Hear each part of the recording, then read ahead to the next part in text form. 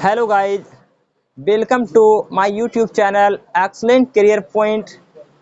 तो दोस्तों, आज की क्लास में हम आप लोगों के बीच चर्चा करेंगे हमारे एक महत्वपूर्ण अंग में उपस्थित एक ऐसे पार्ट्स जिसका ना होने के वजह से आपके शरीर में कई तरह के प्रॉब्लम्स का होना तय है।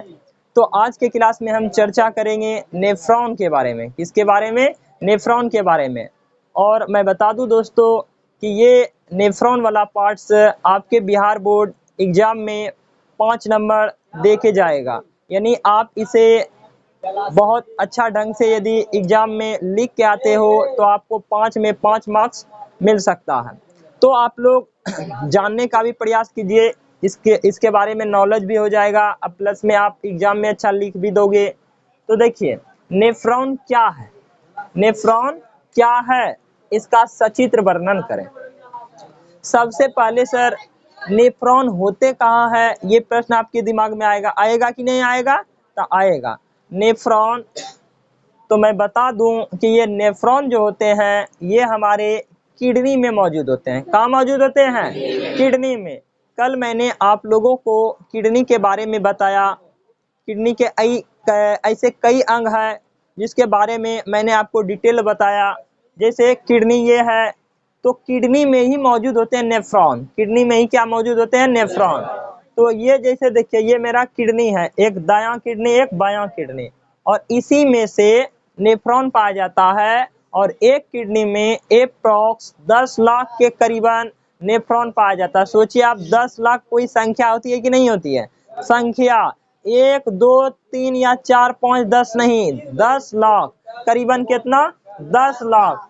10 लाख क्या पाया जाता है बताइए? नेफ्रॉन एक किडनी में था। इधर सर, इधर भी 10 लाख, टोटल मिला के क्या हो जाएगा? 20 लाख। मतलब कि आप अपने शरीर में प्रत्येक किडनी में 10 लाख नेफ्रॉन को देखते हो। और वो नेफ्रॉन, एक नेफ्रॉन के बारे में हम आज आप लोगों के बीच बताएंगे कि एक नेफ्रॉन कैसे वर्क करता है, इसका सिम्टम्स क्या है, ये कैसे काम करते हैं। ठीक है, आज मैं आप लोगों को बीच बताऊंगा कि एक नेफ्रॉन कार्य कैसे करते हैं। सबसे पहले देखिए, ये नेफ्रॉन का स्ट्रक्चर है। किसका स्ट्रक्चर है? नेफ्रॉन का। तो ये नेफ्रॉन का स्ट्रक्चर है, कहाँ किस पार्ट का क्या नाम होता है। तो सबसे पहले आप ये जानेंगे। देखिए, मेरे साथ आप बने रहिएगा, मैं आपको हर एक चीजें बताऊंगा। तो देखिए दोस्तों, ये जो पार्ट्स देख रहे हैं आप, ये पार्ट्स क्या है? किडनी में उपस्थित। देखिए, ये किडनी में उपस्थित ऐसे ये पार्ट होगा, ऐसे ऐसे आपको दिखाई दे रहा है। यही पार्ट्स को हम यहाँ बड़ा करके बनाए, यही पार्ट्स को यहाँ क्या करके बनाए? बड़ा करके बनाए।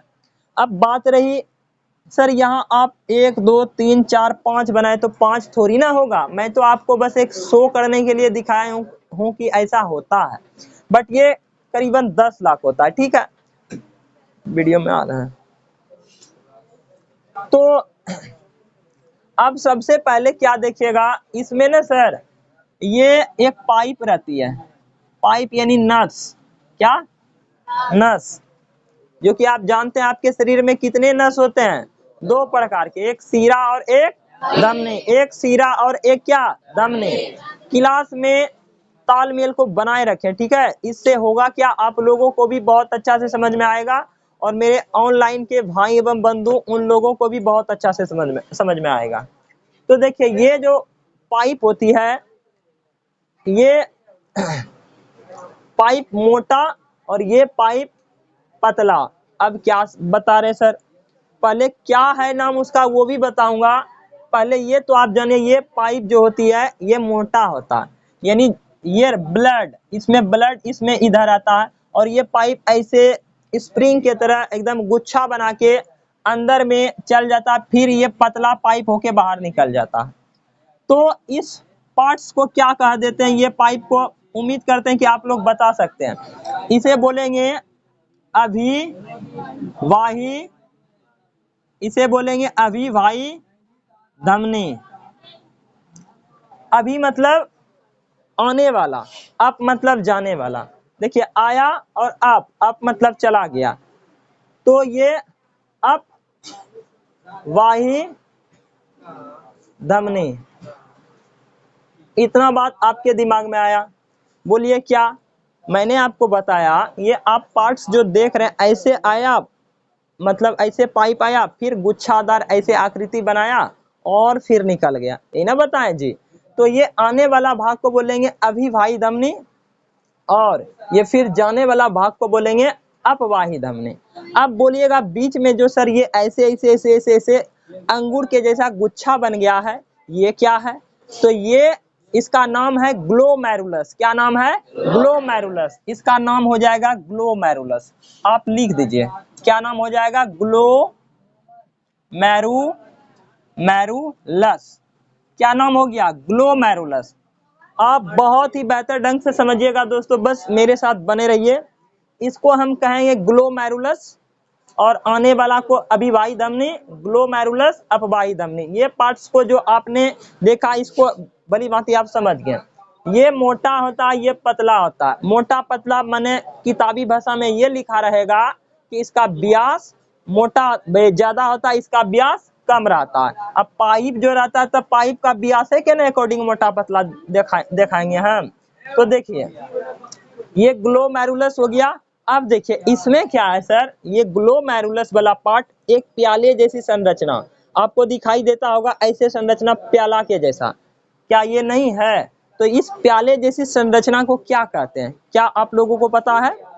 तो इसे हम कहते हैं बोमेन संपुट। क्या कहते हैं? बोमेन संपुट। ये प्याले जैसी संरचना जो ऐसे बनी हुई है यहाँ तक, इसे हम कहेंगे क्या? बोमेन संपुट। बोमेन बोमेन संपुट। बोमेन संपुट। ठीक है दोस्तों, इसे हम क्या कह देंगे? बोमेन संपुट। तो सबसे पहले पूछ देगा बोमेन संपुट क्या है नेफ्रॉन में? आप बताओगे नेफ्रॉन में एक प्याले जैसी संरचना होती है जिसके अंतर्गत ग्लोमेरुलस उपस्थित होते हैं, इसे हम बोमेन संपुट कहते हैं। क्या यहाँ तक आपको क्लियर हुआ? आप समझ गए? अब देखिए ये बोमेन संपुट, ये बोमेन संपुट नीचे की ओर आएगा, नीचे की ओर आएगा। ये एक टेढ़ी मेढ़ी संरचना को बनाता है कि नहीं बनाता? तो बनाता है जी। अब ये टेढ़ी मेढ़ी संरचना को जो बनाएगा, इस टेढ़ी मेढ़ी संरचना को हम क्या कहेंगे बताइए? तो बताइए। कुंडलित नलिका। कुंडलित मतलब टेढ़ी मेढ़ी, कुंडलित मतलब ये ना हुआ टेढ़ी मेढ़ी। कुंडलित नलिका, कुंडलित कुंडलित नलिका, नलिका। अब देखिए ये क्या हुआ, ये कुंडलित नलिका धीरे धीरे धीरे धीरे आया और ये पतला हो गया। हो गया कि नहीं हो गया? तब पतला हो गया।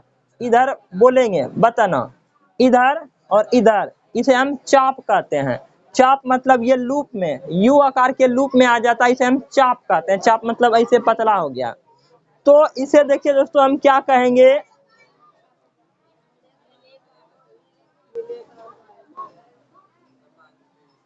इसे बोलेंगे हेनले, हेनले का अपवाही चाप। क्या बोलेंगे? अपवाही चाप। ये तरफ इधर आएगा तो बोलेंगे हेनले का अपवाही चाप, इधर बोलेंगे हेनले का। सब कोई क्लास को ध्यान से देखो, बहुत अच्छा से समझ में आएगा। हेनले का अधिरोही चाप। तो मैंने बताया हेनले का अपवाही चाप और हेनले का अधिरोही चाप, ये तो आपको समझ में आया होगा। अब देखिए दोस्तों, ये जब ऊपर को जाता है तो ये इसे हम कह देते हैं क्या बताइए? संग्राहक नली। यानी ये एकत्रित हो रहा है धीरे धीरे। अब संग्रह यानी संग्राहक नली। क्या बोलेंगे? संग्राहक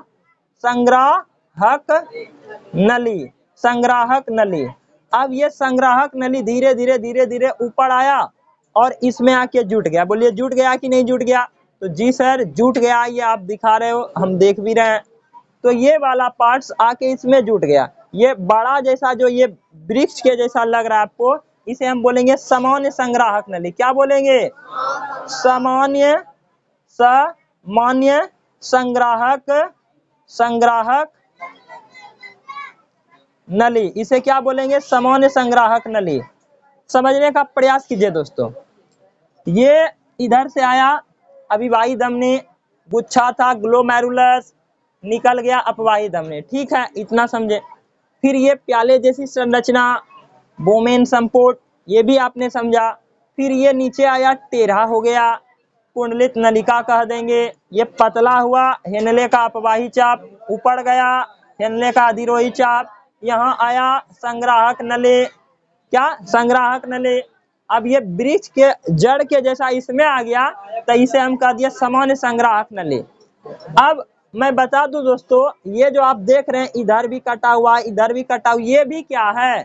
जैसे आप यहाँ से यहाँ एक को पढ़ें, वैसे इसमें बहुत करीबन 10 लाख, कितना? 10 लाख। एक किडनी में कितने नेफ्रॉन? 10 लाख। तो मतलब ये 10 लाख तो होगा ना सर? तो 10 लाख। मैं आपको इसे जब जूम किया है कोई माइक्रोस्कोप से, तो देखा कि ये सब ऐसे आपको एक समझाने के लिए हम बनाए, बाकी सबको काट दिए। मतलब ये ऐसे कटा हुआ है, इसमें भी यही सब पार्ट्स है, इसमें भी यही सब चीज है। तो इतना आप समझ गए होंगे। और ये धीरे धीरे धीरे जैसे देखिए, ये आके मूत्र वाहिनी से जुड़ जाता है। ये वाला पार्ट्स आके कहाँ से जुड़ जाता है? मूत्र वाहिनी, मूत्र वाहिनी। अब देखिए मैं आपको इस फिगर में थोड़ा सा दिखाता हूँ ये क्या हम बता रहे हैं। ये देखिए, ये नेफ्रॉन है, यही ना नेफ्रॉन है, ये है, ये है, ये है, ये है। इसका कहीं ना कहीं एक जगह कनेक्शन होगा, एक जगह कनेक्शन होगा, और फिर ये आके अंतिम में मूत्र वाहिनी से जुट जाता है। जुटा कि नहीं जुटा?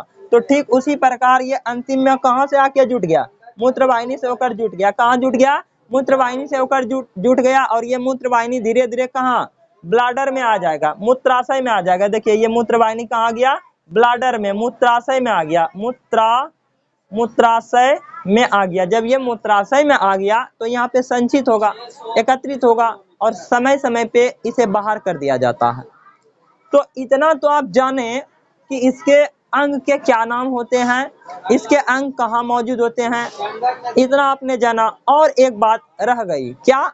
तो देखिए ये वाला पार्ट्स को देखिए, अभिवाही धमनी, अपवाही धमनी, ग्लोमेरुलस, और ये प्याले जैसी संरचना, इस सब को मिला के एक वर्ड लिखा जाता है। उसका क्या नाम है? मतलब इसको और इसको, ये और ये दोनों को मिला के एक वर्ड लिखा जाता है, जिसका नाम क्या है बताइए? मैलपिगियन, मैलपिगियन, मैलपिगियन कोष। क्या बोलेंगे?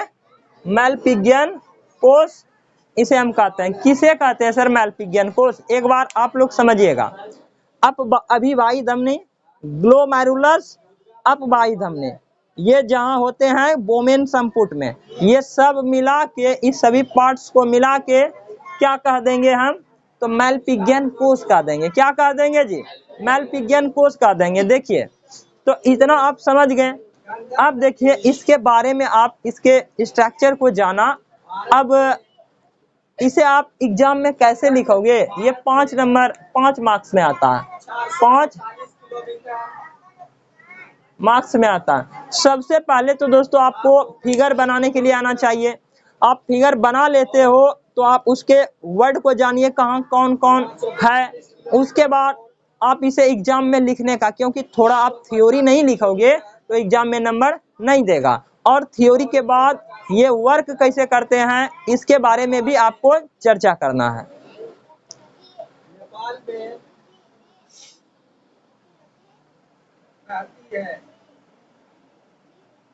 तो दोस्तों अब देखिए, आप इसका बनावट आप लिखोगे कैसे, तो मैं आपको लिख के दिखाता हूं। आप लोग सब देखें इसमें कहाँ क्या है, जो आपको हम बताएं वही बात आपको बस लिख देनी है।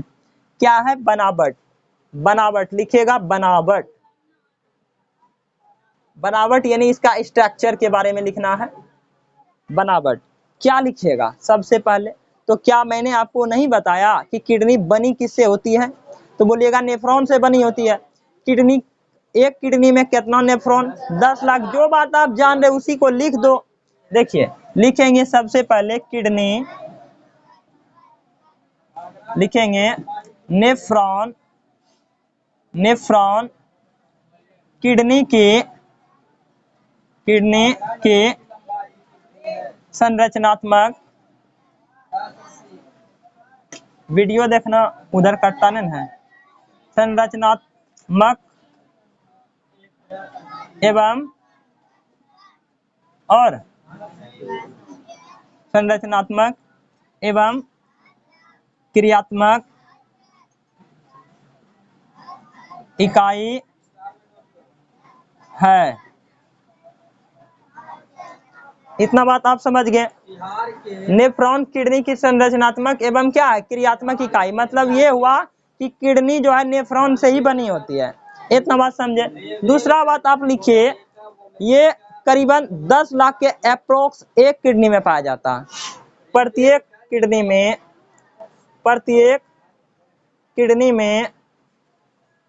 में करीबन गंगा के साथ संगम नेफ्रॉन की संख्या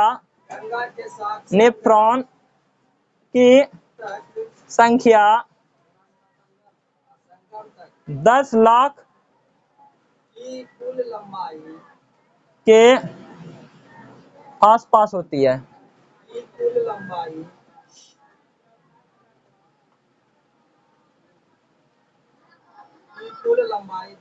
देखिए दूसरा बात क्या लिखे, हमारे प्रत्येक किडनी में नेफ्रॉन की संख्या 10 लाख के आसपास होती है। तो उसी 10 लाख में एक को मैंने बनाया है और आपको समझाया है। अब देखिए दोस्तों, ये आप समझ गए। अब इतना तो आप कॉमन सी बात है, आप लिखोगे ही। आगे क्या लिखोगे, लिखेंगे नेफ्रॉन में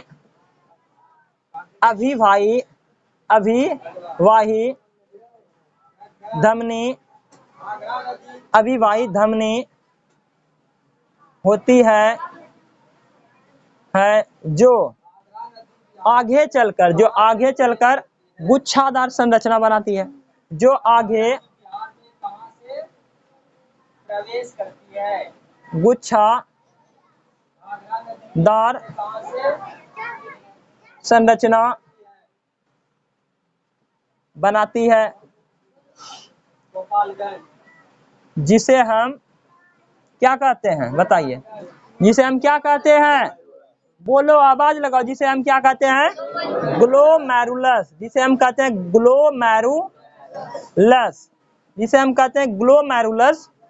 ये आगे चल ग्लोमेरुलस, जिसे हम ग्लोमेरुलस कहते हैं, ये आगे अपवाही धमनी के रूप में बाहर होती है। धमनी के रूप में बाहर होती है। देखिए, आप जितना जान रहे हो ना, लिख दोगे तो बहुत ज्यादा हो जाएगा, काफी हो जाएगा। तो ऐसा मत सोचना आप लोग कि हम बहुत कम लिख पाएंगे, आप लोग भी लिख सकते हो, ठीक। अब देखिए, लिखेंगे ग्लोमेरुलस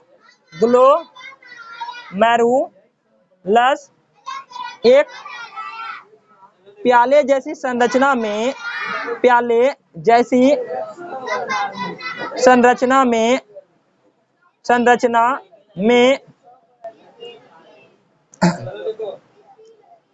रहती है। बंद नहीं लिखिएगा, बंद थोड़ी ना है, रहती है।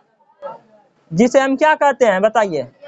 जिसे हम बोमेन संपुट कहते हैं। प्याले जैसी संरचना को बोमेन संपुट नहीं बताए थे, प्याले जैसी संरचना को बोमेन संपुट संरचना में रहती है, जिसे बोमेन संपुट कहते हैं। जिसे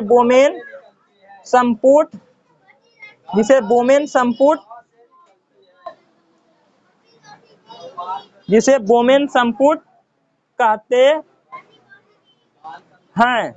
बताइए, यहाँ तो आपको समझ में आया कि नहीं आया जी। दोनों को मिलाकर, दोनों को एक साथ क्या कहते हैं, मैलपिगियन कोष कहते हैं। दोनों को एक साथ मैलपिगियन कोष कहते हैं। दोनों को एक साथ मिलाकर क्या कहते हैं, मैलपिगियन कोष कहते हैं। यानी ये दोनों, ठीक है। अब ये आगे चलकर कुंडलित नलिका बनाती है।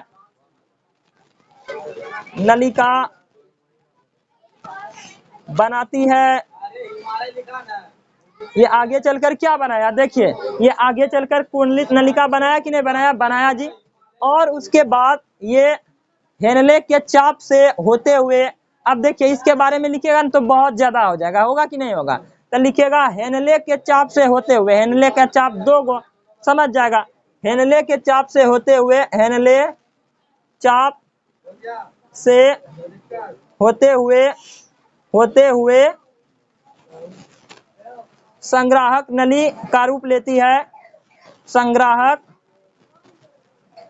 नली का रूप लेती है। अच्छा, हमको ये बात आप लोग बताइए, क्या हम ऐसे यदि लिख सकते हैं तो क्या आप लोग नहीं लिख सकते हो?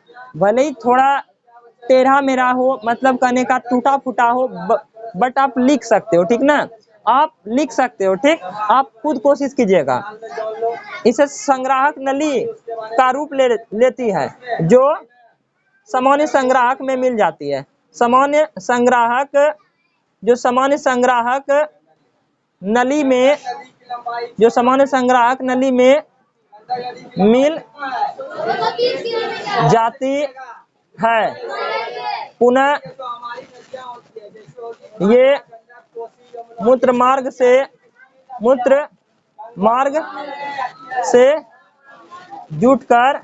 जुटा रहता है।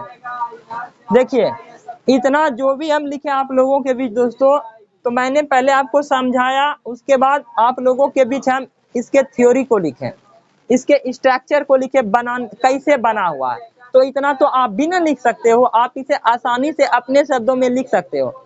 एग्जाम में जो क्वेश्चन आता है, कहता विद्यार्थी यथासंभव अपने ही शब्दों में उत्तर दें, तो आप लोग भी यथासंभव अपने ही शब्दों में उत्तर देंगे। उम्मीद करते हैं कि आपको समझ में आया होगा। आगे मैं बताऊंगा ये कैसे वर्क करते हैं। तो सबसे पहले आप इसका एक स्क्रीनशॉट ले लीजिए।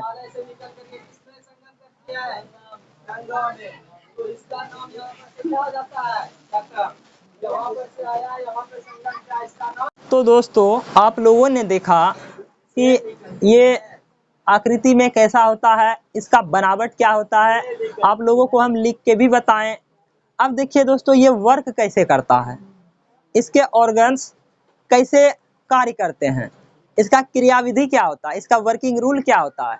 तो आप लोग देखिए ये काम कैसे करते हैं।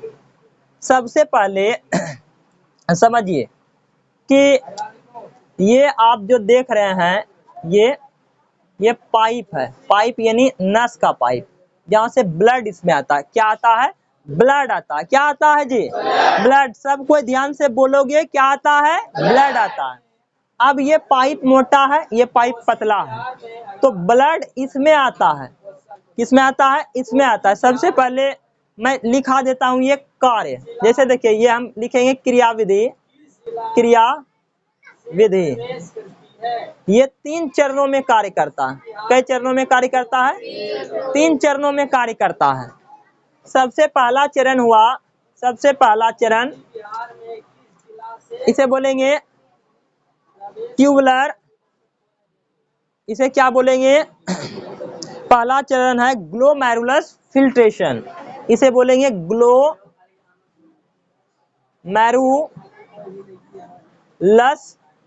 Glomerulus filtration. पहला चरण में ये है, पहला चरण में ग्लोमेरुलस फिल्ट्रेशन होता है। क्या है अभी मैंने आपको बताया नहीं, बस इतना जरूर बताया कि 3 चरणों में इसका कार्य संपन्न होता है। तो पहला चरण हुआ ग्लोमेरुलस फिल्ट्रेशन, और दूसरा चरण होता है ट्यूबुलर पुनर्वशोषण, ट्यूबुलर रीएब्जॉर्प्शन, ट्यूबुलर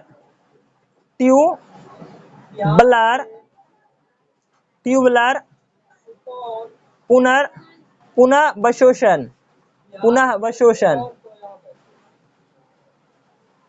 मतलब ये हुआ, एक बार फिर से एब्जॉर्प्शन की क्रिया होगी, मतलब ट्यूबुलर पुनर्वशोषण, ठीक। और तीसरा क्रिया होता है ट्यूबुलर स्रवन। क्या होता है? ट्यूबुलर स्रवन। इतना तो आप समझ गए कि ये कई चरणों में संपन्न होता है? 3 चरणों में संपन्न होता है। पहला चरण क्या है? Glomerulus filtration. बोलो आप लोग, ग्लोमेरुलस फिल्ट्रेशन। दूसरा चरण ट्यूबुलर पुनर्वशोषण। तीसरा चरण ट्यूबुलर स्रवन। कई चरणों में संपन्न होता है? ये 3 चरणों में संपन्न होता है। तो सबसे पहले अब क्या होता है, कैसे होता है, ये आप समझना है। तो देखिए, मैंने आपको बताया था किडनी रक्त को शुद्ध करने का कार्य करता है कि छानने का कार्य करता है? तो छानने का कार्य करता है, ना कि शुद्ध करने का। छानता है, उसमें जो कि बेस्ट प्रोडक्ट होते हैं, उत्सर्जी पदार्थ होते हैं, जो कि शरीर के लिए अनावश्यक पदार्थ है, उसको छानकर यूरिन के रास्ते बाहर कर दिया जाता है। इतना बात आप जान रहे हो। और वो छानता कौन है किडनी में? तो किडनी के अंदर यही छानता है, नेफ्रॉन। कौन छानता है? नेफ्रॉन। ये आज आप आकृति देख रहे हैं, ये करीबन 10 लाख की अप्रॉक्स होती है। तो ये प्रत्येक भाग में होता है, ठीक ना। यदि ये ना होता तो आप, यदि ये काम करना बंद कर दे तो आप नेचुरल नहीं, आर्टिफिशियल मशीन का प्रयोग करके डायलिसिस में, इसका डायलिसिस मशीन होता है और आप इस तरह से खून को शुद्ध कर पाते हैं। तो वो तो आर्टिफिशियल हुआ, इंसान के द्वारा, वैज्ञानिकों के द्वारा बनाया गया है। लेकिन ये आपका जो नेचुरल ईश्वर के द्वारा दिया गया है वो ये है, ठीक है। तो इसमें होता क्या है, देखिए ये पाइप मोटा होता है, ये पाइप, इसको आप समझिएगा ग्लोमेरुलस फिल्ट्रेशन क्या होता है। सबसे पहले आप इसको समझिए। जब इसमें रक्त आता है, इसमें रक्त आता है, किसमें रक्त आता है बोलिएगा? अभिवाही धमनी में जब रक्त आता है। और आप पहले इधर आप आकृति को देखिए, ये पाइप मोटा है, ये पाइप क्या है? मोटा है। और धीरे धीरे जैसे देखिए ये पतला हो जाएगा, पतला हो जाएगा, पतला हो गया। समझिएगा चीजों को। सिर्फ ये पाइप में मान लीजिए ये अभिवाही धमनी है, इधर का पाइप, ठीक। और ये अभी मोटा है, क्या है? मोटा है। तो इसमें रक्त जाएगा। कौन जाएगा? रक्त जाएगा। तो रक्त में अशुद्ध पदार्थ भी होते हैं कि नहीं होते हैं? तो ये जब जाएगा बहुत आगे, देखिए आगे फैला हुआ होने के कारण प्रेशर फील उतना नहीं करेगा। जैसे अंदर को जाएगा तो पतला होने के कारण इसका दीवार जो है प्रेशर फील करने लगता है। क्या फील करने लगता है? प्रेशर। क्यों प्रेशर फील करेगा? कि अंदर जैसे देखिए ऐसे गुच्छादार ऐसे घुमा हुआ, उसमें जब आएगा और प्रेशर फील करेगा, तब प्रेशर के वजह से ये छनने लगता है। क्या होने लगता है? छनने लगता है। जैसे अब इधर से ब्लड आया, क्या आया? ब्लड। तो प्रेशर अधिक होगा तो ये छन के जो कि अनावश्यक चीजें हैं वो छन के किस में आ जाता है? ये देखिए आप, ये कटोरी है ना, कटोरी प्याले जैसी संरचना, इसमें आ जाता है। किस में आ जाता है? इसमें आ जाता है। अब क्या आ जाता है उसमें? सबसे पहले क्या आ जाता है? कहिएगा बेस्ट प्रोडक्ट आ जाता है, अशुद्ध पदार्थ आ जाता है। आ जाता है कि नहीं आ जाता है? तो अभी क्या है अशुद्ध पदार्थ, उसको छोड़िए, पहले जानिए होता कैसे कैसे है। तो सबसे पहले ये पाइप मोटा है, इधर पतला हो जाता है, इधर भी पतला, तो प्रेशर हाई प्रेशर में आता है और पतला पाइप होने के कारण वो छनने लगता है। तो यहाँ बेस्ट प्रोडक्ट छन के आ जाता है, इसमें प्याले जैसी संरचना में एकत्रित हो जाता है। बोलिए हुआ कि नहीं हुआ जी? बोलो हो ना गया? जब इसमें आ जाता है तो क्या होता है कि इसी को हम कहते हैं ग्लोमेरुलस फिल्ट्रेशन। क्या बोलेंगे? Glomerulus filtration. याद कीजिए, इसे हम ऐसे गुच्छादार जो संरचना बना हुआ है, ये गुच्छादार संरचना जो बना हुआ है, इसी को ना आप कहते हैं ग्लोमेरुलस। जैसे देखिए ये ऐसे संरचना बना हुआ है, ये अंदर में, इसी को तो आप ग्लोमेरुलस कहते हैं। और इसी में तो फिल्ट्रेट हो रहा है ना, तो इसीलिए हम क्या कहेंगे? Glomerulus filtration. पहला फिल्ट्रेशन कहाँ होता है बोलिएगा? ग्लोमेरुलस वाले पार्ट में। कहाँ होता है जी? ग्लोमेरुलस फिल्ट्रेशन में। मतलब ग्लोमेरुलस में अधिक दाब के कारण वो छनने लगता है और छन कर वेस्ट प्रोडक्ट कहाँ आ जाता है? बोमेन संपुट में आ जाता है। कहाँ आ जाता है जी? बोमेन संपुट में। अब देखिए क्या होता है, वो उसका प्रेशर इतना अधिक होता है कि उसमें खराब पदार्थ तो आइबे करता है, प्लस में अच्छा पदार्थ भी आ जाता है, जो कि मतलब अच्छा थोड़ा बहुत होता है ना, वो भी छन के बाहर हो जाता है। तो हम कहते हैं आप जो कि एक्स्ट्रा अच्छा पदार्थ है वो भी छन के बाहर आ जाता है, उसको वो सब इसी में है अभी बोमेन संपुट में। इसमें खराब पदार्थ भी है और अच्छा पदार्थ भी है। तो जो अच्छा पदार्थ रहता है उसको फिर से वापस भेज दिया जाता है, न समझे? अब अचानक हम बोलेंगे कि ई जो है ई रूम में सब कोई आ सकता है, मतलब जो कि कमजोर विद्यार्थी है सबको आ जाओ और जो तेज है नहीं आना, तो मतलब ई हुआ उधर से हड़बड़ा के सब घुस गया। उसमें होगा कि कुछ अच्छा भी घुस जाएगा, कुछ खराब भी घुस जाएगा, जो कि हम जानते हैं यहाँ खराबे आएगा, जो पढ़ने में कमजोर है वही आएगा, लेकिन कुछ अच्छा भी घुस जाएगा। हम फिर से चुन चुन के कहेंगे कौन है तेज है, इसको निकालो बाहर। मतलब यही यहाँ पे हुआ, इसमें बेस्ट प्रोडक्ट ही आएगा, खराब पदार्थ ही आएगा, लेकिन जो कि अच्छा पदार्थ आ जाते हैं उसको पुनः वापस भेज दिया जाता है। कहाँ? ये रक्त कोशिका में पुनः वापस भेज दिया जाता है। इसीलिए पुनः वापस भेजने की क्रिया अवशोषण, पुनः सोखेगा, पुनः अवशोषण, ट्यूबुलर, ट्यूबुलर पुनर्वशोषण इसे ही कहते हैं। जो कि आवश्यक पदार्थ मतलब ग्लोमेरुलस फिल्ट्रेशन में आवश्यक पदार्थ आ जाता है, उसको वापस भेजने का काम ही क्या कहलाता है? ट्यूबुलर पुनर्वशोषण। समझ गया आप? मतलब जो बेस्ट प्रोडक्ट के साथ आवश्यक चीजें आ जाती है उसको पुनः वापस भेजेंगे, इसे ही हम बोलेंगे ट्यूबुलर पुनर्वशोषण। अब देखिए कहने का मतलब ये हुआ कि अब देखिए यहाँ से तो आप अच्छा पदार्थ को फिर वापस भेज दिए, अब जो बचा सिर्फ खराब पदार्थ बचा, उत्सर्जी पदार्थ बचा, बेस्ट प्रोडक्ट बचा, उसको क्या करोगे? उसको आप ये नलिका से इधर इधर भेज दोगे। किधर करोगे? इधर। ये इधर से होते हुए इधर से आते हुए इन नली में आ जाता, इधर आ जाता। कहाँ से? अब इसमें जो आएगा क्या आएगा? बोलिएगा अच्छा पदार्थ आएगा। जी नहीं, अच्छा पदार्थ कहाँ से आएगा? अच्छा पदार्थ वापस चला गया। अब देखिए ये सिर्फ खराब पदार्थ है, इसमें क्या होता है, इसका जो दीवार होता है ना, किसका? कुंडलित नलिका का दीवार, ये भी कुछ खराब पदार्थों को क्या करता है? इसमें मिलाता है। जैसे देखिए ये इधर से खुद खराब पदार्थ आया, खराब माने क्या क्या हुआ अभी हम बताएंगे, लेकिन आप जानते हैं कि बेस्ट प्रोडक्ट हुआ उत्सर्जी पदार्थ, जो कि इधर से आता है, इधर से आया, इधर से आया, इधर से आया, तो इसमें और थोड़ा थोड़ा मिला देता है। ये नली में भी रहता बेस्ट प्रोडक्ट, मतलब उत्सर्जी पदार्थ। क्या रहता? उत्सर्जी पदार्थ। ये भी अपना थोड़ा थोड़ा मिला के ये इधर से ऐसे ऐसे आता है, ऐसे आता है, पुनः इधर से होते हुए यहाँ आ जाता है। जैसे देखिए ये सामान्य संग्राहक नली से होते हुए सामान्य संग्राहक नली में आ जाता है, और सामान्य संग्राहक नली से मतलब मूत्र मार्ग से होते हुए यानी यहाँ पे जुट जाता, फिर यहाँ से होते हुए ये ब्लाडर में आ जाता। कहाँ आ जाता है? ब्लाडर में आ जाता है। तो ब्लाडर में आ जाता है, उसके बाद इसे आप समय समय पे क्या कर देते हो? बाहर कर देते हो। मतलब ये हुआ, आप समझिए, पहला ग्लोमेरुलस फिल्ट्रेशन हुआ, दूसरा कहाँ हुआ? दूसरा वहीं पे हुआ बोमेन संपुट में, जो आवश्यक चीजें था उसको वापस भेज दिया, और तीसरा क्या हुआ? जो कि बच जाता है बेस्ट प्रोडक्ट, उसको सीधा कुंडित नलिका से होते हुए आप ब्लाडर में लाते हो मूत्र मार्ग के जरिए। ब्लाडर में ला लेने के बाद उसको फिर क्या करते हो? समय समय पे आप उसका उत्सर्जन कर देते हो। तो इतना बात आपको समझ में आया कि बेस्ट प्रोडक्ट क्या है, क्या साइड से मिलते हैं।